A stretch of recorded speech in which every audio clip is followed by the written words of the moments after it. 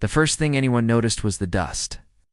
It rose in a slow brown cloud at the edge of the road, hanging in the hot air like a held breath.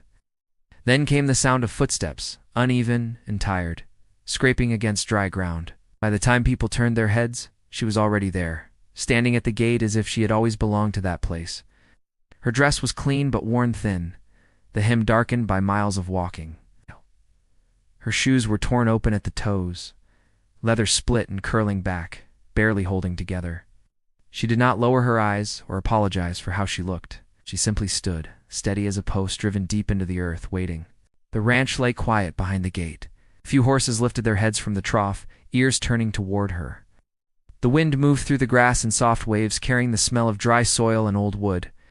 Somewhere inside the yard, a man straightened from his work. He had been mending a fence, hands rough and sun-browned, thoughts focused on keeping things from falling apart. He felt her presence before he saw her, the way one feels a storm coming before the sky darkens. When he looked up, his gaze went first to her face, then down to her shoes. His eyes lingered there, not with judgment, but with something like understanding. The lines around his mouth tightened, then eased. He rested his hands on the fence rail and spoke in a low voice that carried across the yard. "Then you have brought everything."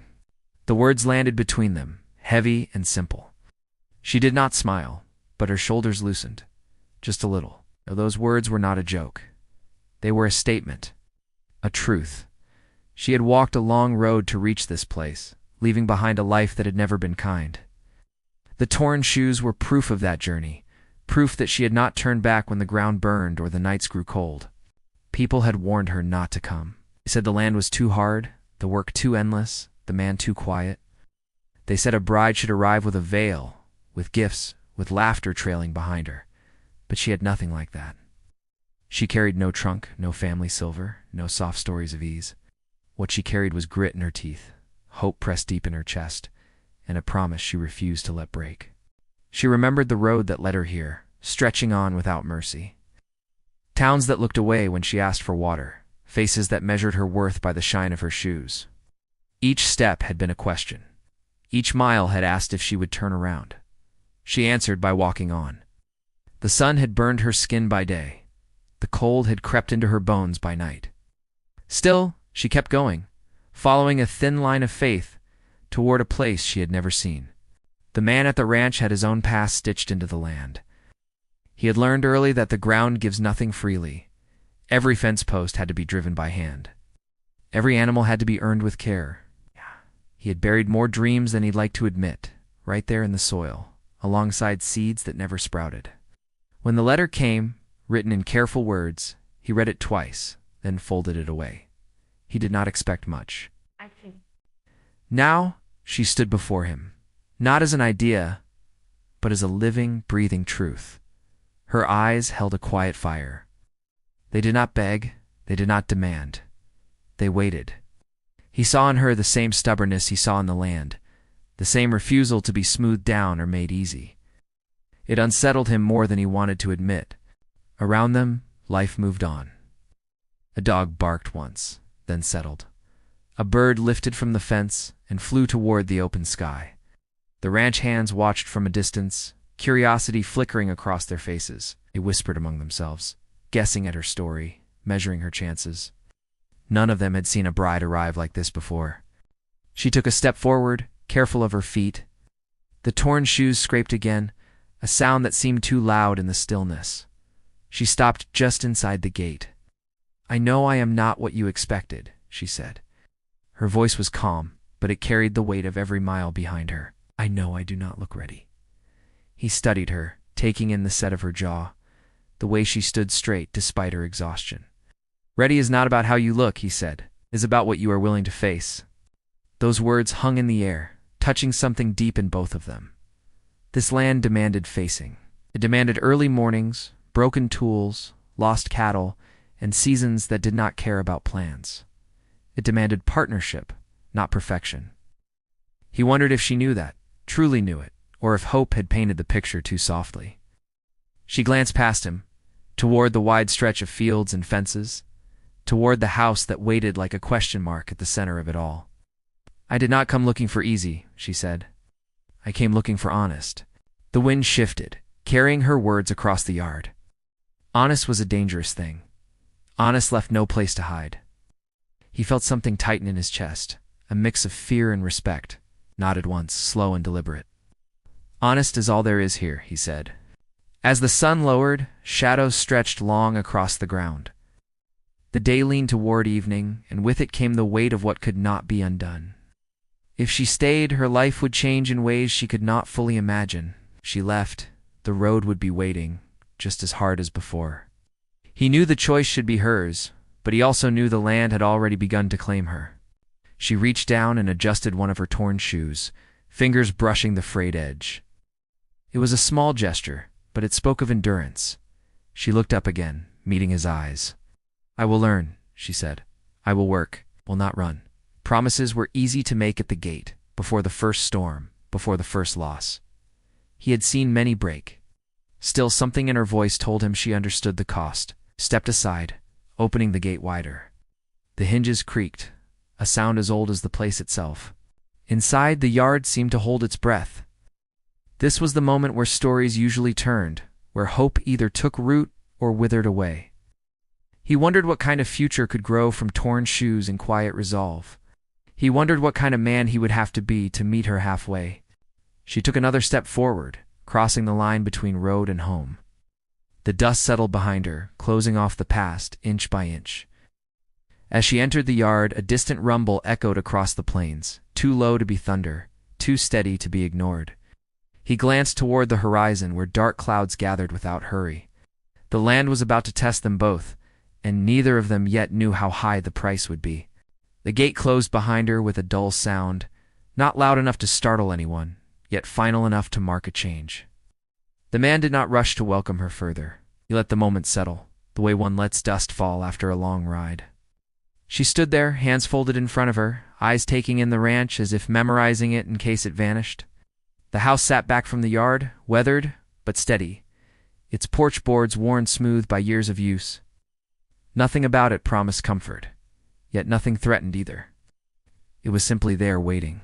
He motioned for her to follow. They walked slowly, side by side, neither close nor distant. Her steps were careful, not from fear, but from respect for the ground she had yet to understand. He noticed how she watched everything, the water trough, the fence posts leaning from age, the barn door hanging slightly off its hinge. Most people saw only hardship here.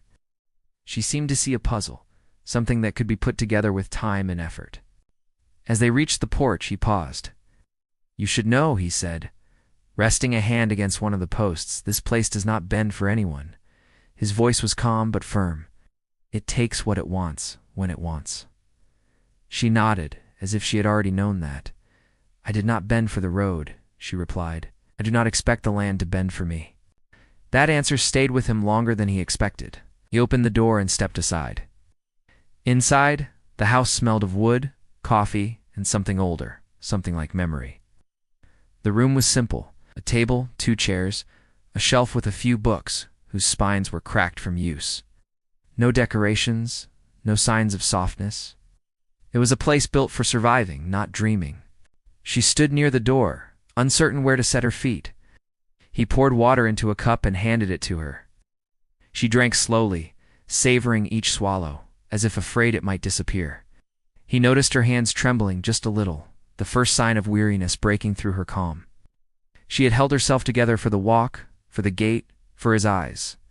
Now the strain showed. "You can sit," he said. She did, lowering herself into the chair with care. The torn shoes rested flat on the floor, soles thin from use. He looked away, not wanting her to think he was measuring her by them again.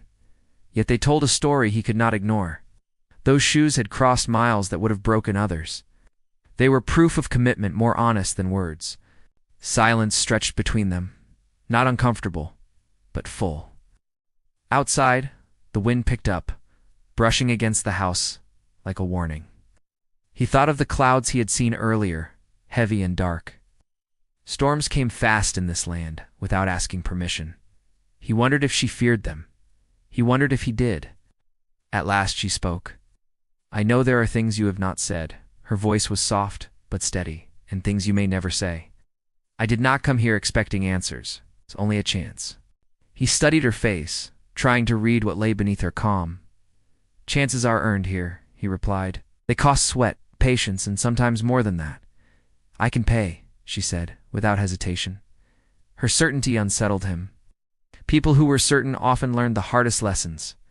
He stood and moved to the window, looking out at the fields. The land stretched far, rough and uneven, marked by scars from past seasons. He had lost crops to drought, animals to sickness, and time to regret. He had learned not to promise what he could not control. "There are reasons I chose this place," she continued, as if sensing his thoughts. "I did not pick it by chance." She paused, choosing her words carefully. "I was told you understood loss." He turned back toward her slowly. That word carried weight. Loss was not something he shared easily. It was buried deep, like roots that twisted under the soil. "People talk," he said. "They do," she agreed. "They talked about me too. They said I was foolish. They said I was chasing something that would never welcome me. And you came anyway, yes?" Outside, a low rumble passed through the air again, closer now.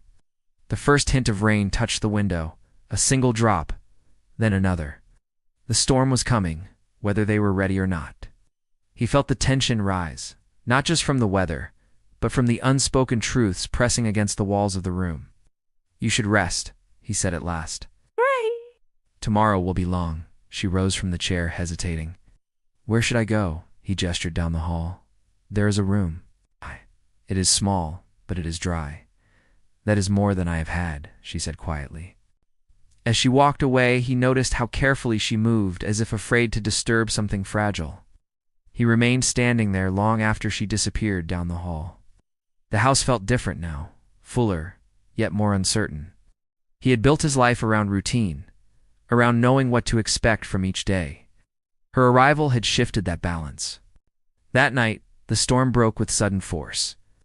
Rain pounded the roof, wind rattled the windows, and thunder rolled across the plains like a warning spoken too late.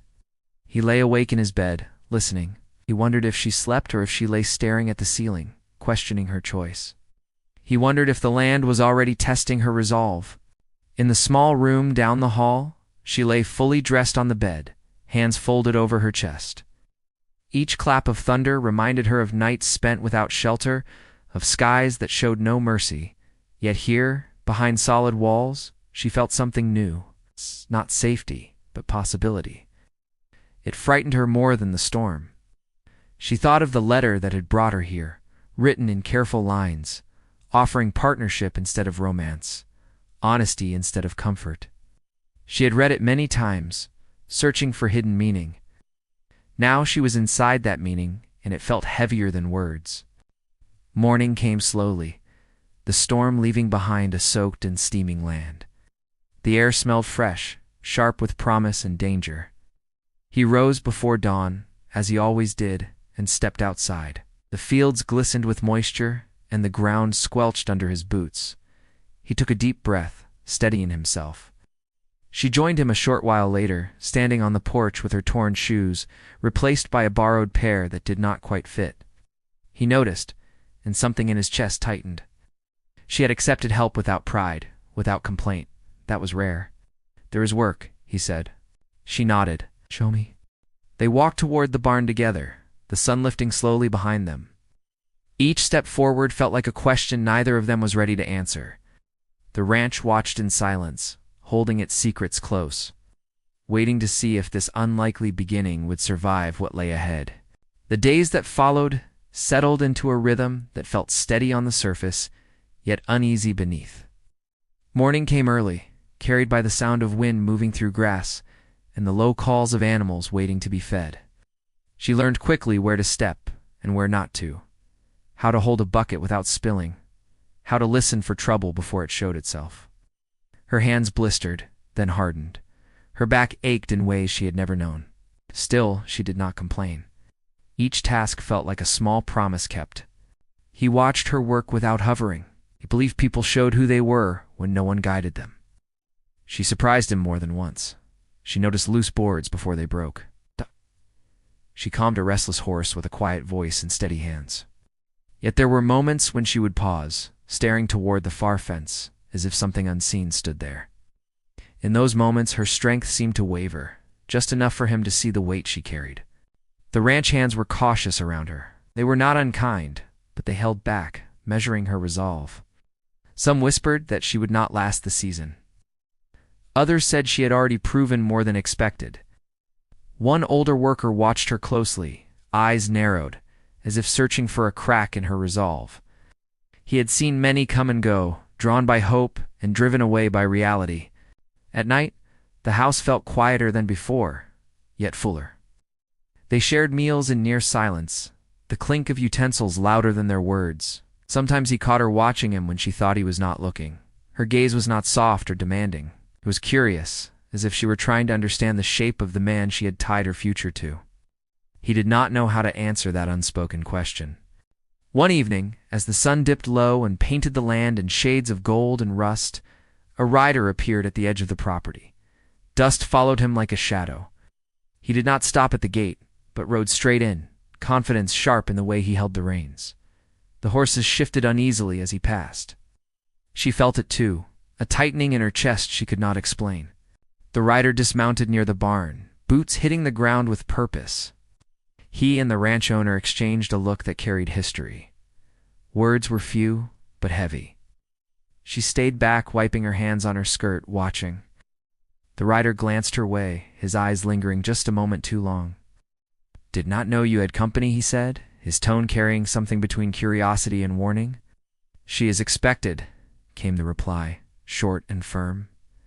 The rider gave a thin smile. This land draws all kinds of expectations. After he left, the air felt different, charged. She sensed that the visit had stirred something old. That night she asked about him, her voice careful. The answer she received was brief and guarded. "He owns land nearby, believes this place should be his." The idea unsettled her. She had come seeking stability, not conflict over boundaries she did not yet understand. And she thought of the road again, of how nothing was ever truly claimed without challenge. As weeks passed, signs of strain appeared. Fence was cut in the night, the gate left open, cattle wandering where they should not be. Each incident could be explained away, yet together they formed a pattern. He worked longer hours, jaw set tight.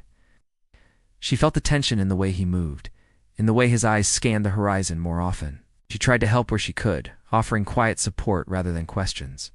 Still, her presence seemed to sharpen the stakes. This land was no longer just his. It was becoming hers too, and that made it more vulnerable. One afternoon, she overheard two hands speaking in low voices near the shed. They fell silent when they noticed her. The unease that followed her back to the house would not leave.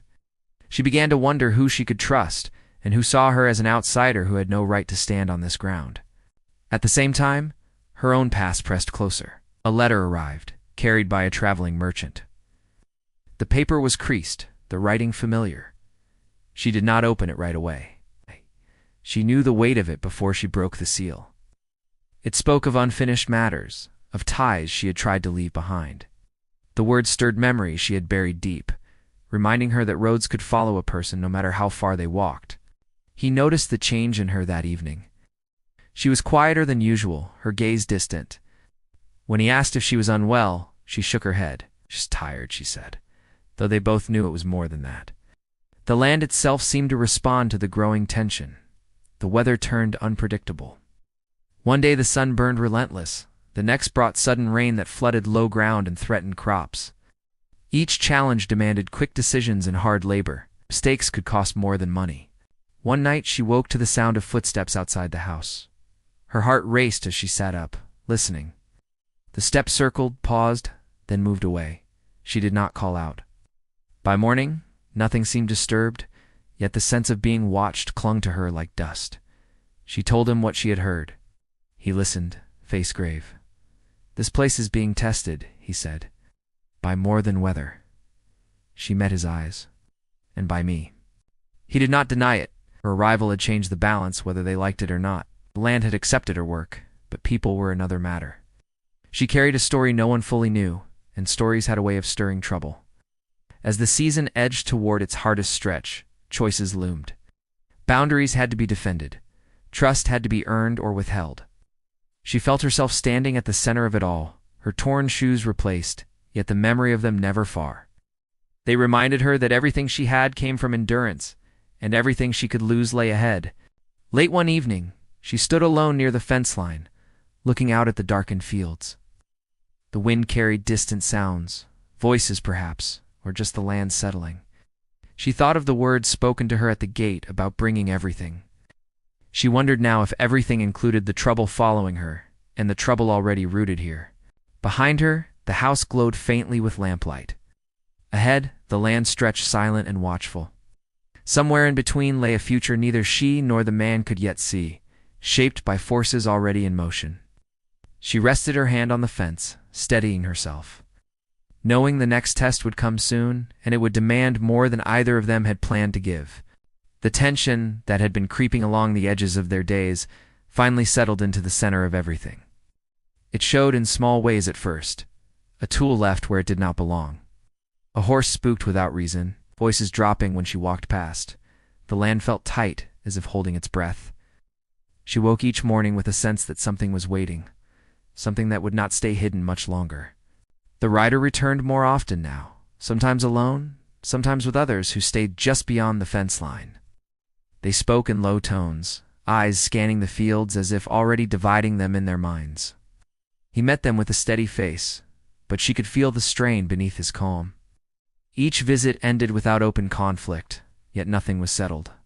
Words were being saved for a moment that mattered more. Work grew heavier as the season turned. A section of crops showed signs of damage, trampled in a way that did not match weather or animals. She knelt in the dirt, running soil through her fingers, anger rising in her chest. This was not chance. This was a message. She stood and looked toward the far ridge, where land met sky. She wondered who believed fear would drive her away. At night, sleep came in pieces. She dreamed of the road again, of torn shoes and endless miles, but now the road led back to the ranch, looping without escape. She woke before dawn, heart racing, listening for sounds that might confirm her fears. Sometimes there were none. Sometimes there were footsteps that faded before she could be sure they were real. One evening, a hard decision surfaced between them like a storm cloud. He spoke of reinforcing boundaries, of standing firm, even if it drew confrontation.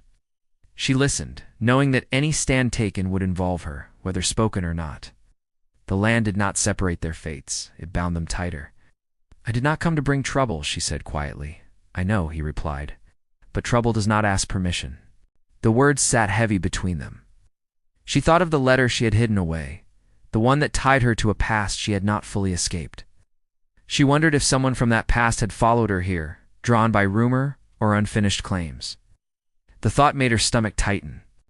The ranch hands began preparing in their own ways. Repairs were made quickly, tools kept close, eyes stayed sharp. Trust became a rare currency. She sensed that some of them blamed her even if they did not say it aloud. Others seemed to rally around her, impressed by her refusal to retreat. She did not know which group was larger. A sudden storm rolled in one afternoon, dark and fast. Wind tore across the fields, bending grass low. Rain followed, heavy and relentless. They worked together to secure what they could, shouting over the roar of weather. In the chaos, she slipped in the mud and felt a sharp pain shoot through her ankle. She bit back a cry and pushed herself up, refusing to stop. Pain was not new. Stopping was more dangerous.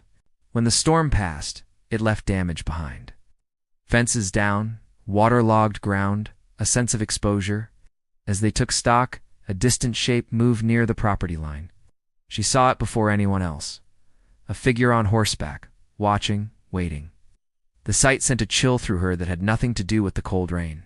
That night, voices rose in the yard. An argument broke out among the hands, sharp and quick. She caught fragments of blame, of risk, of whether this fight was worth it. She stood just inside the doorway, listening. When he stepped in to quiet them, his authority held, but cracks showed. Loyalty was being tested. Later, as they sat alone, she spoke of her fears. Not all of them, but enough. She told him that running had taught her one thing.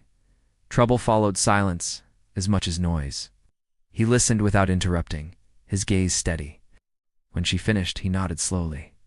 "We face what comes," he said, "together or not at all." Those words should have comforted her. Instead, they sharpened the stakes. Facing what came meant standing against forces already moving. It meant risking loss she was not sure she could bear. The next days moved with a strange urgency. Supplies were checked, messages sent to neighboring landowners whose loyalties were uncertain. The rider appeared again, this time closer than before, his tone edged with warning. Claims were spoken aloud, lines drawn in words, if not yet in action. She stood nearby, feeling his eyes on her, measuring her role in all of it. "You have changed the ground you stand on," he told her, his voice low. She met his gaze without flinching. "I stand where I am meant to." He smiled without warmth and turned away, leaving behind a silence that rang louder than threats. That evening, she walked the fence line alone, the sky burning red as the sun sank. Each step reminded her of how far she had come and how close she was to losing everything she had fought for. She pressed her palm against a post, feeling its rough strength. This land was not gentle.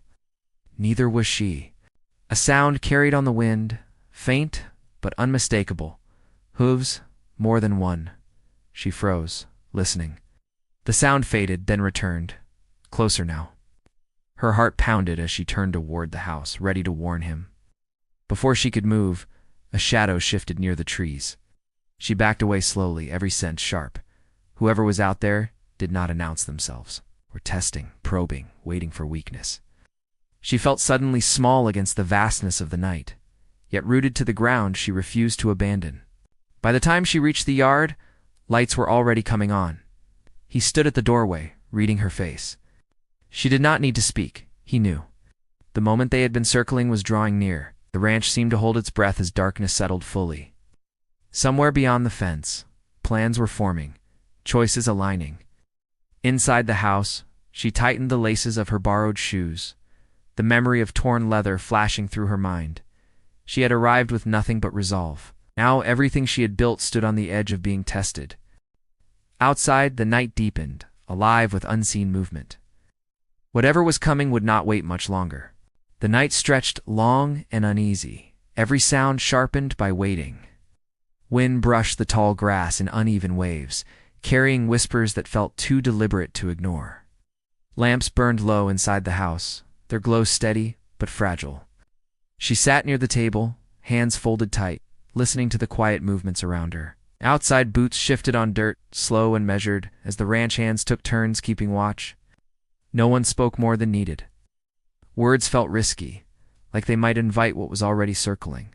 He moved through the house with purpose, checking doors and windows, not in panic, but with the calm of someone who had faced hard moments before. Still, she saw the tension in his shoulders, the way his jaw set tighter each time he glanced toward the dark beyond the porch.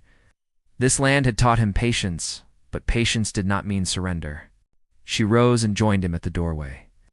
The night air was cool, carrying the scent of damp earth and distant rain. Somewhere beyond the fence, an animal cried out, then fell silent. Her pulse quickened. "They are close," she said, not as a question, but a fact. He nodded. "Closer than they want us to know."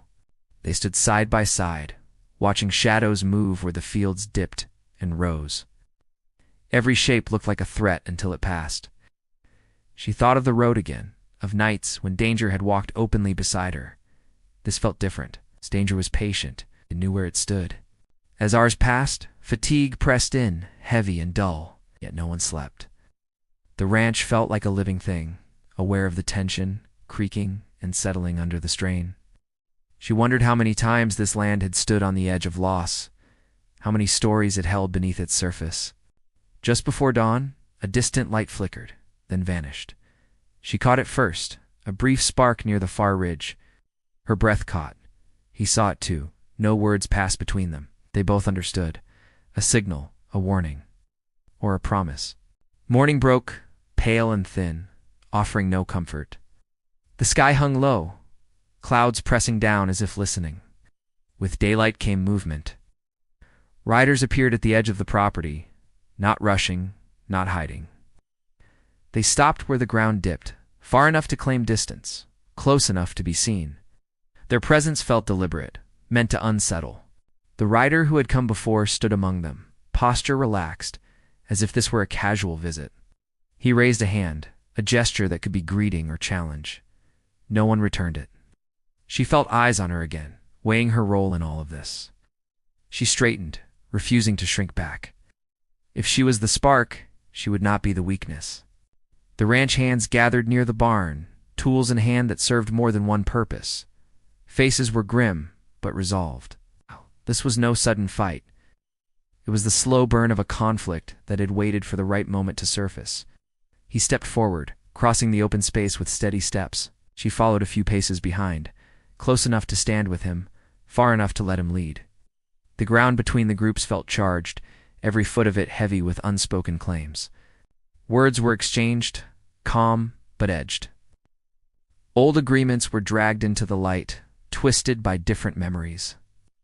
The riders spoke of rights in history, of land that should have changed hands long ago. He listened, arms crossed, expression unreadable. "You are pressing where you do not belong," came the reply, firm and measured. The rider's smile thinned. Belonging is decided by those who can hold it. The tension tightened, pulling everyone closer to a line no one wanted to cross first. She felt her heart hammering, but her mind stayed clear. This was the moment she had walked toward, whether she knew it or not. Every mile, every blister, every torn stitch had led here. A sudden movement near the fence drew attention. One of the horses spooked, rearing slightly before settling. The sound broke the stillness, nerves snapping tighter, hands shifted, breath held. She glanced at him, searching his face. She saw the same conflict she felt. Stand firm and risk everything, or yield and lose the ground beneath their feet. This was more than land now. It was identity. It was the promise they had begun to build. The rider took a step closer, boots sinking into soft earth. "This does not have to end badly," he said. "There are ways to settle this." She recognized the tone. She had heard it before on the road. It was the sound of someone offering mercy that came at too high a price. She stepped forward, surprising even herself. "I came here with nothing," she said, voice steady, carrying across the space. "I worked for every step I stand on now. This land knows that. Do you?" The rider's gaze sharpened, annoyance flashing before he masked it. "You speak boldly for someone new." She did not look away. New does not mean weak. A murmur ran through both groups. The air felt electric, alive with possibility and danger. He placed a hand slightly out, a quiet signal for restraint. She honored it, stepping back just enough, but staying present. Clouds thickened overhead, darkening the day. A distant rumble followed, too low to ignore. Another storm was building, drawn by the same tension that held them all in place. Rain began to fall, light at first, dotting the dust and turning it into mud. The rider glanced at the sky, then back at them. "Time is not on your side," he said. He answered without hesitation. "It never is." Rain picked up, soaking clothes and ground alike. No one moved to leave. The storm only sharpened the moment, washing away pretense. Faces were wet, eyes bright. Every breath felt loud. She felt the ground shift beneath her feet, not just from mud, but from the weight of what was coming. This was the edge of everything. Whatever happened next would change the shape of their lives. A shout rose from the far side, followed by sudden movement along the fence line. Something was happening out of sight, something planned. She turned her head just as a section of fence gave way under pressure, wood cracking, posts leaning. Voices rose, sharp and urgent. Horses stamped. Careful balance tipped, sliding toward chaos. He moved quickly, calling orders, trying to hold the line. She stayed close, ready to do whatever was needed, fear and resolve tangled in her chest. Rain poured harder now, blurring vision, soaking the land until it shone dark and slick. The rider shouted over the noise, his words lost in thunder. All around them, decisions were being made in seconds, driven by instinct and history. She felt a hand grab her arm, pulling her back from the edge of the breaking fence. She turned to see one of the hands, eyes wide. "Stay back," he urged. But staying back felt impossible. This was her fight too.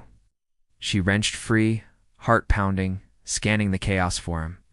She saw him near the center of it, soaked and steady, holding ground that refused to give easily. Thunder cracked overhead, loud and final. Storm had arrived in full, matching the moment. She took a step forward, then another, drawn by something deeper than fear. This was the point of no return.